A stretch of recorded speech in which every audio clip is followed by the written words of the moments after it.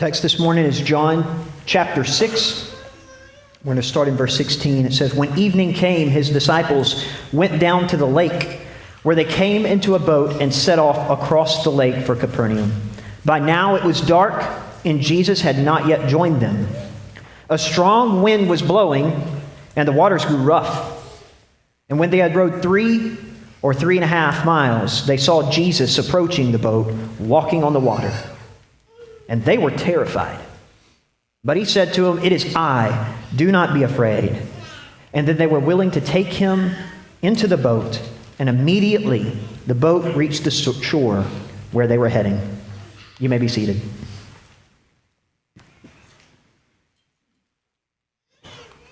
Before we get into the lesson, I got a little housekeeping to do. I've got some good news and I've got some bad news. So we'll start with the good news. How about them Longhorns? Well done. What a game. Congratulations. Bad news. Did anybody see the LSU game? Who cares? Exactly. Hey! I thought you were a Christian. Yeah, no, it was rough. It was rough. It was a game that I turned off at halftime, so I guess I didn't really even care that much either. But believe it or not, that's not all of the good news. The good news is I'll give you a Jude update. He started to roll over. And so, yeah. So we've reached a new threshold, and so it's been a lot of fun. So, Slippery slope. For those who are in my class, you get that right there. It sure is, absolutely. And I'm sure I'll understand all of that more as time goes on. So, with that in mind, I wanted to talk with you about this text. We're in our series on miracles. We're looking at the top 10 highlights of Jesus in the Gospel of John. 10 miracles, but 7 in particular that we don't look at maybe as often. The 3 other big ones are, you have the incarnation, the resurrection, and the ascension. And so we're not going to look at those 3. So we're really looking at the top 7 of Jesus. But we're on number 4. And what's interesting about this miracle is when you put all of the versions together. Now, of course, in the Gospels, each Gospel has their own depiction of one particular miracle. So oftentimes to get a more full sense of what was happening, you harmonize those things together and you get a more clear picture. And so, but each writer has a purpose for which they're trying to accomplish. And so John has a reasons for including the things he includes, excluding the things he excludes to fulfill the purpose. But the whole story, when you put it all together, there's really 4 miracles in one during this miracle, which makes it even more amazing. Of course, you've got Jesus. He is the ultimate water walker, right?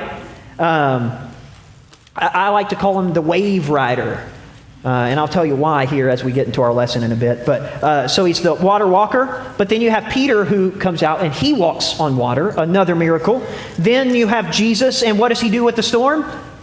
He calms the storm. But there's another aspect to this miracle that you might have missed. They immediately do what?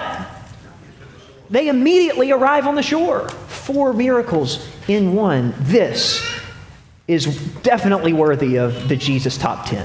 I would say. So, as we're getting into it, I want to start by saying getting caught in a storm can be and typically is a terrifying experience, isn't it? For those of you, some of you know that firsthand. I'll tell you what, in all honesty, right now, Louisiana completely understands that, don't they? They're just getting hit so hard. I think they've had 5 named storms just in 2020. And so, it's just devastating. Of course, you all remember probably more than most of the effects of Hurricane Harvey that it had on Texas and in the area. And also you remember Katrina and the effects of that. And so, man, have you ever been in a storm, maybe not on that level, but just a storm that it scares you? Where it got so intense all around you that you began to be fearful for whatever reason. And maybe you haven't, not all of us experience storms of that gravity. Some do. But we all experience what I call inner storms, don't we? And these storms, they're just as real and just as deadly and just as destructive as any hurricane can be. And the difference is that this kind of storm it's never declared as a national emergency, is it? You know, you don't have groups like FEMA coming in to give you relief. You don't have the president flying over to assess the damage. It's just you against your storm. And that's what makes them so tough. But our text records that, and they assure us, here's the good news. Jesus Christ is Lord and Master over the storms that we face. Amen? Amen. And that gives us hope even in the midst of terrible storms. In our text, the disciples are rowing their boat across the Sea of Galilee, and it says that they encounter a fierce storm. I call Jesus not just the water walker, but the wave dancer or the wave rider, because the Sea of Galilee is at such a low elevation that when a storm was to blow, they've recorded up to 10 feet of waves during a violent storm. Now, if this storm is so violent that the disciples can't see, they're scared, and they're you know, this is not some small little rain. This is a big storm. Anytime the Bible mentions the weather, it's usually because it's extreme weather, right? Because it makes a difference as to what's going on. And so this potentially, what were they, 6-foot waves? Were they 10-foot waves? Did Jesus come walking across? It wasn't just a nice glassy water like we often picture. You know, you have those magicians or people who, do acrobatics and things, and they want to try to attempt to do what Jesus did. And I'm sorry, you just can't. It's not possible. You know, but they can do some things that are pretty cool looking. Yeah, try doing that in a hurricane type storm. Try doing that with 10-foot waves around you, because that's what Jesus did. And not only that, but try doing the other 3 miracles he did at the same time, right? Like, this is an amazing moment for Jesus, the wave dancer. And then, of course, the disciples, though, they're in the midst of this sea, and they're scared and they're terrified. You ever been scared and terrified with something around you? Absolutely. Can you imagine being in that scary moment and seeing what they see? They look out, and they see a figure walking on the water towards them in the shape of a person in the midst of their storm. And it says that they were afraid. They actually thought it was a ghost, which is, I guess, appropriate for Halloween. And so they saw their ghost, and Jesus calls out to them, and he says, "It is me. It is I. Don't be afraid." And he calms the storm. And the text says he takes away their fear. And the good news today is that Jesus wants to do the same thing for you and for me, to take away our fear and to calm the storm. So in this lesson, what I want to do for this miracle is I want to highlight 3 truths that you can learn from Jesus in the midst of the storm the next time the rowing gets tough for you in the midst of your storm. Truth number 1 is this: sometimes the darkness hides the presence of God from our field of view. The darkness hides the presence of God from our field of view. We might as well admit it. No matter how great your faith is, you've experienced times where it seems impossible to see God. Times where it seems impossible not to just see Him, but to just feel His presence around you. We've all felt times where we're alone, and times where we're looking up to God, like Job did, I'm sure Daniel in the lion's den Shadrach, Meshach, and Abednego had great faith. And yet there's got to be that moment where they're going, "God, are you going to step in? Where are you?" Even people of great faith experience times in the midst of their storm where the darkness can seem to hide the presence of God. And the rowing always gets tough when it seems that no matter what you do, you can't find God and you can't find calm in the midst of your storm. And the rowing always gets tough in the midst of the darkness when it seems that you're crying out to God and you're going, "Are you even listening? Because it's not changing. And I need relief now." And you feel like you're at your wit's end in battling this storm. On April 14th, 1992,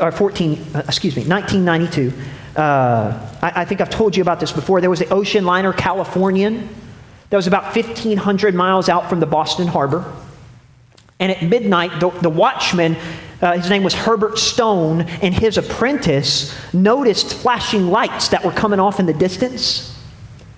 And they saw those lights, and they just kind of thought, man, it's just a steamer, another ship that's just sailing in the opposite direction.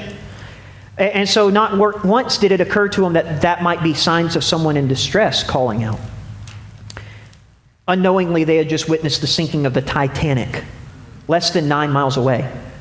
The tragic fact is that so many lives could have been saved because the Titanic sent up these distress signals across the radio. So why didn't the Californian get them?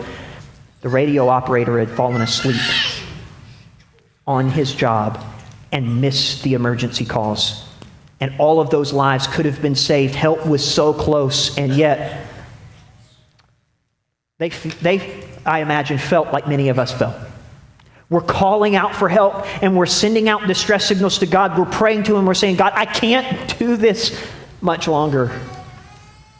And you're tired, and you're broken, and you're battling this inner storm, and people don't see it, and people don't know. And sometimes the hardest part of battling a storm is standing in front of others and having to be confident when you feel least confident.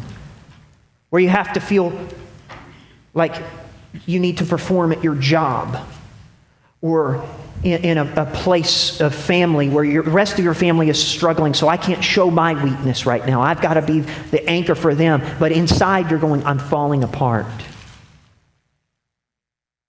And by the way, that's why church is such a beautiful thing. Is because that's a place where you can let the walls down. And you can open up and say, I need help today. And for once, not only do you receive, but you give to God in this beautiful relationship where you can finally find some strength to help you through your storm. But storms, inner storms, are deadly. But here's the good news. You want the good news, right? You want the hope, because this is kind of tragic. This is kind of sad. This is kind of depressing. Here's the good news. The text says that Jesus saw them straining in the sea, struggling with the oars. When the rowing gets tough, Jesus' eyes were on them. They couldn't see. The darkness was so dark for them. You ever been outside in the dark? That's one thing. But outside in the dark in a storm is a whole other kind of darkness. And they couldn't see in front of them. They see a figure close to their boat, and they can't make it out, and they think it's a ghost. They can't tell. They can't see.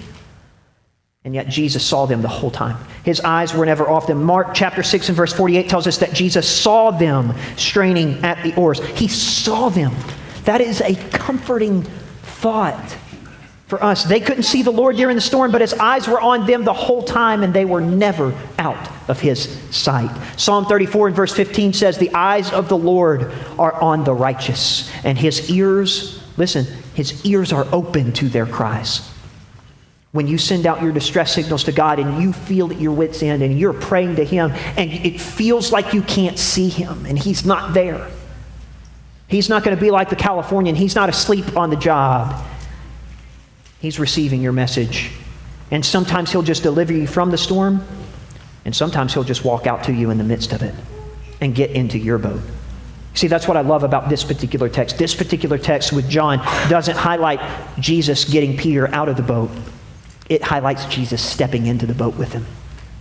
Sometimes God does test you, and sometimes He wants to test your faith and say, Peter, come on out of the boat. Son, daughter, come on out of the boat. Get out of your comfort zone. I want you to struggle for a bit. But sometimes He sees that the storm is so bad that He says, I'm not calling you out right now. I'm coming in with you. And He calms the storm from in the midst of their boat, in their situation. That's our God, and that's what He wants to do from us. You remember that old song? I don't know if you do. There's a all-seeing eye watching over you. Late one night, a house caught fire, and there was this young boy in the house who was forced to escape to the rooftop. And the father was standing down in the front yard below, and he stretched out his arms. He said, son, you're going to have to jump. And obviously, I mean, the young boy is just terrified at the situation. And the smoke was billowing up so much that he couldn't see. And so he calls down and from the top of this roof, and he says, Dad, I can't see you. And his dad said, son, you've got to jump because I can see you, and that's all that matters. And with the assurance that his father's eyes were on him, the boy jumps and his father catches him and saves his life. You see, that's the way it works for us in our storms. Sometimes all we can see is what's in front of us, and we feel, I don't know if you've ever been there. I call it your wit's end. But that moment where you just want to throw up your hands and say, I'm done. I can't do this anymore. I'm done giving that person another chance. They've hurt me too many times. I'm done communicating with those people because I can't do that anymore. I'm done at this job because I can't continue to do this. I'm done with those friends because they continue to stab me in the back. I'm done with this marriage because they failed me too many times. I can't be the one to take care of this child anymore. You ever felt those feelings creeping up where you just say, I can't do it? And in that moment, we go, God, where are you? I can't see you. And he says, son, you're just going to have to trust me. You're going to have to take, I love this, the leap of faith and trust that I'm there to catch you. No night can be so dark and no storm so fierce, brothers, that the Lord cannot see us. And that is good news. David proclaims in one of the most beautiful Psalms, in Psalm 139, verses 11, 12, he says, if I say, surely the darkness shall fall on me, even the night shall be light to you. Indeed, the darkness shall not hide from you, but the night shines as the day, because the darkness and the light are both alike to you. The point is, the Lord sees us even if we can't see him. The second truth that I learned from our miracle of Jesus walking on the water is that a storm, it can make a dark night feel even darker. There was a little boy who woke up his parents in the middle of the night. He was scared of the dark. He didn't want to stay in his bed. He wanted to get into bed with his parents. Any of you like that? Had those moments? Mom, Dad, and you come on in and I want to get in bed with you. And so the dad, of course, it's typically, the moms, and it may be the other way around in your family, but my mom was always like, yeah, come on. My dad's like, no, go back to bed, And so this particular situation, his dad says, son, go back to your bed. And then he tries to get smart with him, and reason with him. And he says, you're not in there alone. God's in there with you. And the little boy said, well, I've got an idea. Let's trade rooms and you go sleep in there with God and I'll sleep in here with Mom. As a child, you may remember being scared of the dark, but as adults, we usually grow out of that at some level. Notice I said usually, But there are other ways that darkness can be frightening in your life, aren't there? And I don't know what it is about the middle of the night. Maybe we're not scared of the darkness, but there's something about the middle of the night where you ever just had something on your mind and something on your heart and you just cannot sleep because you just keep replaying this horrible scenario out in your mind over and over again. And you toss and you turn and you can't sleep. And you know that you've got something tomorrow that you've got to do, somewhere you've got to be, something that's going to be so challenging, and I need to have all of my energy and be the best version of me that I can be. And yet I can't sleep. Darkness is also that time. It just seems like that if people are sick, you ever just, you feel okay somehow during the day. It's like, I'm actually feeling a little better, but then evening starts to creep along. And by nighttime, it's just like, I feel like I'm going to die. Sicknesses amplify at night. If kids are going to get sick, why do they always get sick at night, And that's just the way it is. It's when despair is at its peak. That's why I think the 2 times I've missed since I've been here for sickness, I've had to call on Saturday evening to tell the guy, I think Daryl preached for me once and Whit filled in for me once, spur of the moment, because if I'm going to get sick, it's going to happen right in the middle of Saturday night. And I'm going to call those guys, and they did great. And they did be able to fill in last minute. That is one of the worst feelings in the world, by the way. And so I'm putting them in the ring. I'm putting them in their dark night, They were sleeping like babies, and all of a sudden, got to wake up and study. That's the way it feels. But it's when despair is at its peak. When we're struggling and when we're hurting and we're going through storms, it feels like those storms are amplified in the midst of the darkness. And it must have seemed that way for the disciples on that terrible night. It's so easy to lose your perspective in the midst of a storm, isn't it? To lose, well, what do I do? Where do I go? What decisions do I need to make? It feels like simple decisions become difficult decisions when they're heightened by the emotions of an inner storm. And you know, some of the worst decisions that people have ever made are in the midst of an emotional storm or an upheaval, aren't they? And so I want you to please take this next statement to heart and know that it's coming from a place of love from me. Never make life-changing decisions in the midst of a crisis. Don't do it. Give it time. Let your mind catch up to where your heart is. I guess that would be the other way around. Let your heart catch up to where your mind is. I may know things to be true. I know what's the right and proper thing to be true, but my heart's going to be telling me something different in the midst of an inner storm. And you need to allow yourself time before you make that decision. There's been so many people that have made decisions in the midst of crisis that they regret 5, 6, 7 years later. Don't let that happen to you. It's never a good idea. Wait until you have time to gain your perspective again, because it's hard to see in the middle of the night. When you're in the midst of troubles and trials, it may seem like everything's in control. And here's the real problem with trials. It feels like, here's what I say. I don't know about you. This will never change. I'll never, like those ultimatum words, get through this. I'll never find relief. That person will never do X, Y, or Z. I feel like I've been waiting for so long. It's never going to happen. It's never going to be right again. And we have these horrible words associated that start to say, it's never going to happen, it's never going to happen. But if you just read Scripture and remind yourself of what you know in your head when you least feel it in your heart, you will remember that the Bible promises us that our storms will not last forever, because Jesus is the Lord and Master over the storms. He's the one who can look to the storm of your life and say, be still.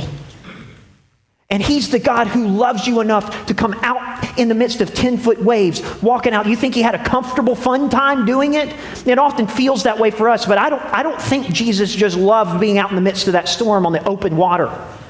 But He's willing to get uncomfortable to reach your boat, to climb in with you, to help you through your storm. And sometimes He'll calm the storm, and sometimes He'll just pick up an oar and row with you, because that's the Jesus that we serve. The miracle worker who's bigger than any storm you'll face. And Scripture promises us, weeping, this is Psalm 30, verse 5, weeping may linger for a night, but joy comes when? It's coming in the morning. If people who are in the midst of darkness and despair will hold on just a little bit longer, they'll eventually see the storm clouds rolling away. So don't let the storm warp your perspective and cause you to make silly decisions that you'll regret later. But continue to pray. Truth number 3 that I learned from Jesus walking on the water is this: sometimes God is disguised by the storm. I read of a guy who heard a noise in the middle of the night. Have you ever done, can I just stop for a second? Have you ever done this yourself, where you hear something in the middle of the night and you walk around the house and you're going, okay, something's out there, and you're terrified, and so you find whatever you can find and you pick it up and you're walking through the house with like your TV remote going, I'm going to hit something if it walks over here. You know what I'm saying? So this guy does that same thing. He hears a noise in his house and he happened to have a baseball bat in his room. And so he picks up his baseball bat and he's walking around the room and he heard this noise and he's terrified. And he's listening, and he can't hear anything. But then all of a sudden, he looks over and he just sees movement right here. And he knew he was the only person in the house. And it terrified him. And so he just turns and he swings, and you just hear shattering. And he realizes that he saw his own reflection in the mirror. You know? Sometimes the night can be so dark that we can't make out anything at all. And the darkness starts to play tricks on your mind. And you start to see things that aren't there. That's what happens with us as we're tossing and turning in the middle of the night, worried about what the conversation's going to be tomorrow. And you play over 1,000 scenarios in your head of how they're going to react if I say this, or what they're going to do if I say that, or if I do pick up that phone and call this person and I tell them this, then they'll say this or this or this, and they could say this too. And now all of a sudden and there's only one scenario that can happen. And yet our mind's playing tricks on us and causing us to believe a bunch of things that aren't true. The disciples see Jesus walking on the water, and they didn't recognize him at first. They thought he was a what? He's a ghost. The lightning and the thunder of a crisis can certainly cause one to have a difficult time determining where God is. And sometimes it's hard for us to see what He's doing in the midst of a storm. But even though we might not see it at the moment, that doesn't mean that God's not actively working in your situation. It may just be that He's on His way amidst the waves heading towards your boat. All things work together for good to those that love the Lord and are called according to His purpose. Romans 8:28. I love that. There's an old song we sing that says it like this. When darkness veils His lovely face, I rest on His unchanging grace. In every high and stormy gale, my anchor holds within the veil. On Christ the solid rock I stand. All other ground is sinking sand. Sometimes God may be disguised by the storm. Sometimes the darkness does veil His face, and it may be hard to see what He's doing and where He's at, but that doesn't mean that He's not there and that He's not working and that He's not ready to perform a miracle in your life to calm a storm that you see no way out of. But here's what's really funny as we're getting close to concluding this. Let me share it with you. The disciples were never in as much danger as they thought that they were. You ever thought about that with this text? I say it for two reasons. First of all, Jesus, we talked about it, had His eye on them the whole time. The miracle worker, the storm calmer, the wave dancer, He was right there and He saw them the whole time. He was not unaware of what was happening. And the same is true for us. They may not have been able to see Him or feel His presence, but He was there. But here's the next thing. The disciples were much closer to the other side than they thought. They were almost to land. It's only about 4 miles from one side of the Sea of Galilee to the other, and our text says they rode about 3 to 3.5 miles. That they were almost there. Verse 19 says that they had rode 3 or 4 miles, so they were very close to the shore. They just didn't realize it.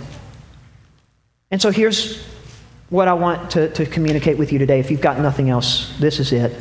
I know that some of you are in what I would classify as an F5 kind of an inner storm in your life right now, and it's tough, and you're on the brink, and you just don't know what to do. And it may be rough, and it may be dark, and I'm not trying to minimize that. But what I am saying is, folks, it's almost over. The end is closer than you think. You're almost to the other side. But the enemy is going to try to do the best that he can to put those words in your mind. Never going to make it. Never going to get out. Things will never change. That person is hopeless. This situation is hopeless. And if he can get you to start to buy into those lies and cause you to leave your faith, then he's got you right where he wants you. But the reality is, they were almost there. But here's what I love too. God didn't just come into their situation. They were exhausted. They were tired. They were at their wits' end. And so when He stepped into the boat, He didn't make them row the extra half of a mile or an extra mile. He said, I can take you from it right now. Does God always do that? No. But if He doesn't take you from it right then He's got a purpose for you in the midst of it. And you don't need to miss it because of the darkness hiding the perspective of wisdom. So my lesson for you this morning is simply this. If you're straining at the oars and if you're in rough seas today, know that the Lord sees you, know that He's right there with you, and that He's ready and He's willing to either zap you, calm the storm, and immediately take you to land. But if He doesn't do that, He's going to climb into the boat with you and pick up an oar and start to paddle. His words are the same words to you that He gave to the disciples. It is I. Do not be afraid. Think about it. The lesson is yours. If you need to respond, won't you come while we stand and sing?